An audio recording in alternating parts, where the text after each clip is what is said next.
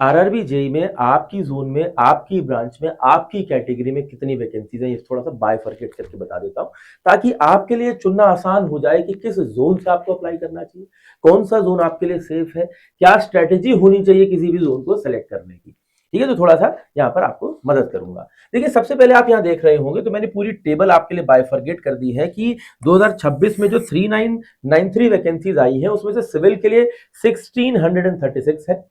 ठीक है ना। फिर यहां पर आप देखेंगे इलेक्ट्रिकल मैकेनिकल के लिए कितनी वैकेंसीज है, उसमें अगर आप देख रहे हैं तो सबसे ज्यादा वैकेंसीज मुंबई जोन में है सिविल वालों के लिए 223 वैकेंसी, और गुवाहाटी में भी इस बार काफी बड़ा नंबर आया, दैट इज 159। ठीक है, चेन्नई में आपका 144। अच्छा, 203 के बाद जो दूसरे नंबर पे था वो प्रयागराज है 208। यानी कि सबसे ज्यादा वैकेंसीज मुंबई में है, फिर प्रयागराज में है। हालांकि हम एक्सपेक्ट करते हैं हर बार कि कोलकाता में भी बड़ी वैकेंसी होंगी, लेकिन इस बार कोलकाता में यहां पर सिर्फ 55 वैकेंसीज देखने को मिल रही है। अच्छा, फिर बेंगलुरु एक अच्छा उभर कर आया है। यानी कि टॉप अगर आप देखें 5 जो वैकेंसीज वाले आपके जोन है वो ये है।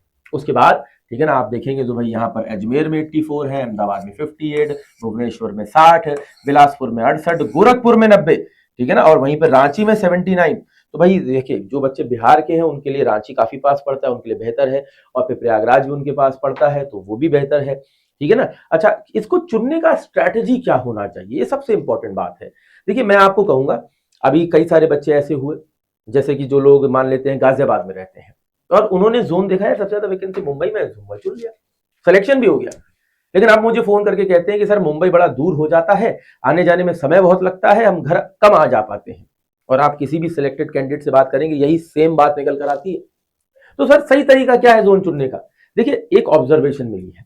ऑब्जर्वेशन ये कहती है कि जहां पर वैकेंसी ज्यादा है वहां पे एप्लीकेंट भी बहुत ज्यादा है, और जहां पर वैकेंसी कम है वहां पर एप्लीकेंट भी नंबर है कंपैरेटिवली कम है। तो मैं आपको ये कहूंगा कि आप एक जो सही तरीका चुन सकते हैं, आप देखिए आप देश के किस जगह पर रहते हैं। मान लेते हैं आप बिहार में रहते हैं, आपने कहा यार मैं बिहार के एक जगह पे रहता हूं और मेरे लिए सबसे नजदीकी जो जगह है वो प्रयागराज है। ठीक है ना, फिर मेरे लिए रांची भी पास है। ठीक है ना, फिर मेरे मेरे लिए मुजफ्फरपुर भी पास है। ठीक है ना, फिर मेरे लिए भाई देखा जाए तो मैं फिर भी कुछ हद तक एक बार के लिए ठीक है ना भोपाल भी चुन सकता हूं एक बार के लिए। ठीक है, तो जो आप अपने नजदीक के 3-4 जोन देखिए, उनमें जहां पर मैक्सिमम वैकेंसी उसको चुनिए, उसको चुनिए। हो सकता है आपके ही जोन में सबसे ज्यादा वैकेंसी हो, जैसे प्रयागराज वालों के, उनकी उनसे ज्यादा वैकेंसी कहीं है ही नहीं, है कि नहीं। फिर अगर देखें तो जैसे मैंने एक एग्जांपल लिया, जैसे हिमाचल प्रदेश वाले बच्चे हैं वो देख सकते हैं कि भाई जम्मू श्रीनगर उनके पास है, ठीक है, चंडीगढ़ उनके पास है। ठीक है, तो ये 2-3 जगह जो चुन सकते हैं, उसमें से देखा कि अच्छा मैक्सिमम, तो उससे आप अपने घर के नजदीक भी रह पाएंगे और मैक्सिमम वैकेंसी का फायदा भी उठा पाएंगे। ठीक है, ये फायदा हो गया। अच्छा, दूसरा इसके अंदर आप देखें तो unreserve category, SC category, ST category के लिए कितनी कितनी वैकेंसीज है, ये भी मैंने थोड़ा सा बाइफरकेट कर दिया। इसमें भी ये जो आप टेबल देख रहे हैं सिविल, इलेक्ट्रिकल, मैकेनिकल सारी ब्रांचेस के बच्चों के लिए कंबाइंड है कि भाई सारी ब्रांचेस के बच्चे जो हैं उनकी अनरिजर्व कैटेगरी में कितनी वैकेंसी है, या एससी कैटेगरी में, एसटी कैटेगरी में, या ओबीसी में कितनी वैकेंसी। लेकिन वहीं पर अगर आप देखें कि सिर्फ सिविल की अगर मैं बात करूं तो उसकी भी मैंने एक अलग टेबल बना दी है, आप देखिए। ठीक है, सबसे ज्यादा वैकेंसी गुवाहाटी, मुंबई, प्रयागराज और वही देखो चेन्नई, बेंगलुरु, अजमेर में बैठ रही है। एससी वाले के बच्चों के लिए देखिए सर इसमें बैठ रही है, मुंबई में बैठ रही है। फिर ये देखिए ओबीसी के लिए सबसे ज्यादा अगर आप देखें सिविल में 1638 वैकेंसीज थी, तो ठीक है ना, एक आध नंबर का एरर है वैकेंसी में टेबल्स में, क्योंकि इतनी बड़ी इतने जोन हैं, एक आध नंबर का एरर हो गया है। लेकिन फिर भी अगर आप देखें तो भाई आप देखिए सबसे ज्यादा वैकेंसी अगर किसी के लिए है तो अनरिजर्व कैटेगरी के लिए, उसके बाद ओबीसी कैटेगरी के लिए, उसके बाद एससी कैटेगरी के लिए, फिर एसटी कैटेगरी के लिए। तो किस कैटेगरी के स्टूडेंट के लिए किस जोन में कितनी वैकेंसी आपको क्लियरली नजर आ रहा है, वीडियो को पॉज करके आराम से देख लीजिए।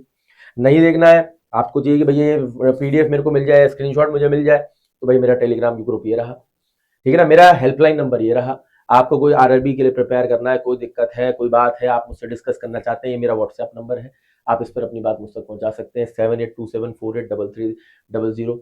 ठीक है, डायरेक्टली मुझ तक पहुंचा सकते हैं, कोई दिक्कत नहीं है। और आपको किसी और चीज में प्रॉब्लम आ रही है, सर आरआरबी को लेकर सर मेरा ये कंफ्यूजन है, या जो भी कंफ्यूजन है, कमेंट करके मुझे बताइए। मैं कोशिश करूंगा बेस्ट से बेस्ट और जल्दी से जल्दी आपको वो रिजल्ट ला के दूं जिससे आप अपनी सक्सेस की तरफ लगातार आगे बढ़ सकें। जय हिंद, जय भारत।